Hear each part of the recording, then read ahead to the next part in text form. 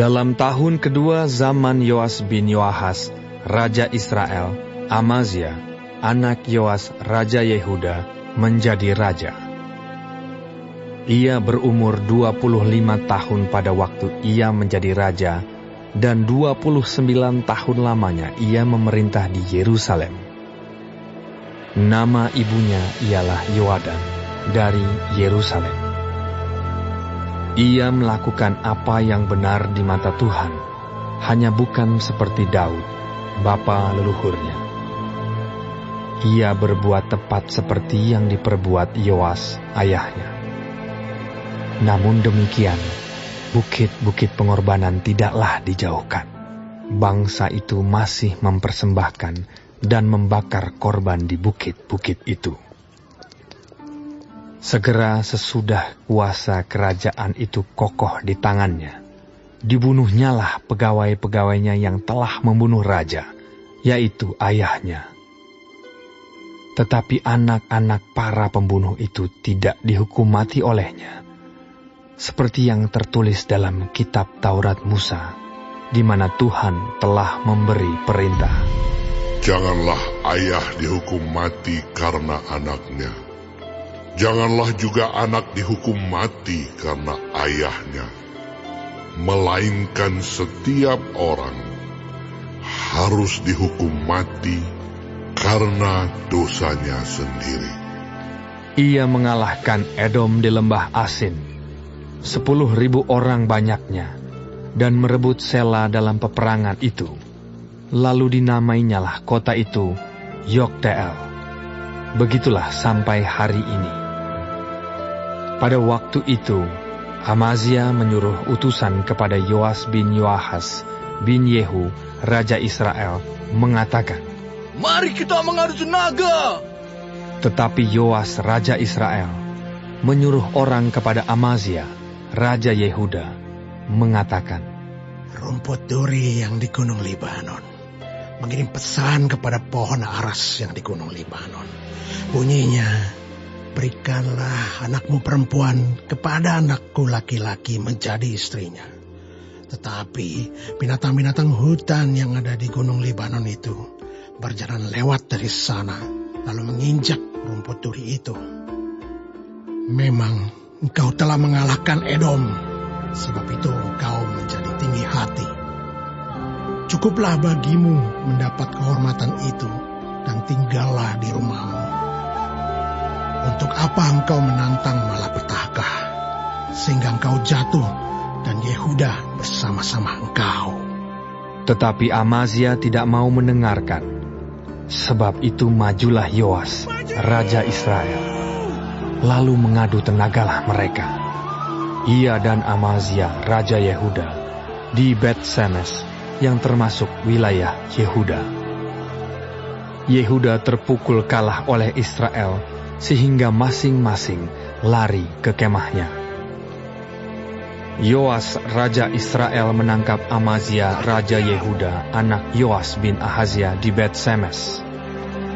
Lalu Yoas masuk di Yerusalem dan membongkar tembok Yerusalem dari pintu gerbang Efraim sampai ke pintu gerbang sudut, 400 hasta panjangnya.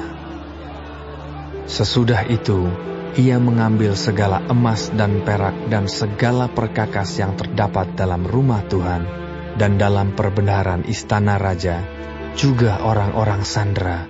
Kemudian pulanglah ia ke Samaria. Selebihnya dari riwayat Yoas, apa yang dilakukannya dan kepahlawanannya, dan bagaimana ia berperang melawan Amazia, Raja Yehuda, bukankah semuanya itu tertulis dalam kitab sejarah raja-raja Israel? Kemudian Yoas mendapat perhentian bersama-sama dengan nenek moyangnya, dan ia dikuburkan di Samaria, di samping raja-raja Israel. Maka Yerobeam anaknya menjadi raja menggantikan dia.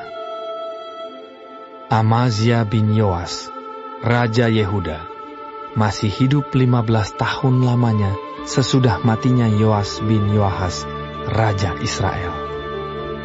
Selebihnya dari riwayat Amazia, bukankah semuanya itu tertulis dalam kitab sejarah raja-raja Yehuda? Di Yerusalem orang mengadakan persepakatan melawan dia. Sebab itu larilah ia ke Lakis. Tetapi mereka menyuruh mengejar dia ke Lakis, lalu dibunuhlah dia di sana. Diangkutlah dia dengan kuda, lalu dikuburkan di Yerusalem di samping nenek moyangnya di kota Daud. Segenap bangsa Yehuda mengambil Azaria, yang masih berumur 16 tahun, dan mengangkat dia menjadi raja menggantikan ayahnya Amazia. Ia memperkuat Elat dan mengembalikannya kepada Yehuda, sesudah raja mendapat perhentian bersama-sama dengan nenek moyangnya. Dalam tahun ke-15 zaman Amazia bin Yoas, raja Yehuda, Yerobeam, anak Yoas, raja Israel, menjadi raja di Samaria. Ia memerintah 41 tahun lamanya. Ia melakukan apa yang jahat di mata Tuhan. Ia tidak menjauh dari segala dosa Yerobeam bin Nebat yang mengakibatkan orang Israel berdosa pula. Ia mengembalikan daerah Israel dari jalan masuk ke Hamat sampai ke Laut Araba sesuai dengan firman Tuhan, Allah Israel, yang telah diucapkannya dengan perantaraan hambanya, Nabi Yunus bin Amitai dari Gad-Hefer. Sebab Tuhan telah melihat betapa pahitnya kesengsaraan orang Israel itu.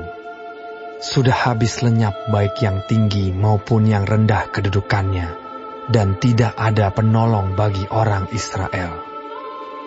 Tetapi Tuhan tidak mengatakan bahwa Ia akan menghapuskan nama Israel dari kolong langit.